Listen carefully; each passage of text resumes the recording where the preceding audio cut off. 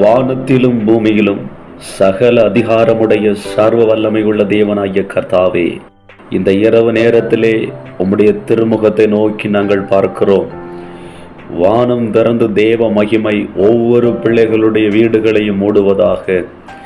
இரவில் உண்டாக்கும் பயங்கரத்துக்கு ஒவ்வொரு பிள்ளைகளும் இந்த நாளில் பாதுகாக்கப்படட்டும்.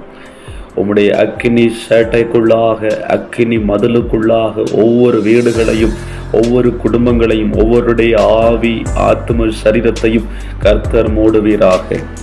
இந்த இரவு நேரத்திலே ஒவ்வொரு பிள்ளைகளுக்கும் நல்ல அமைதியான அயர்ந்த நித்திரையை கட்டளையிடுவீராக.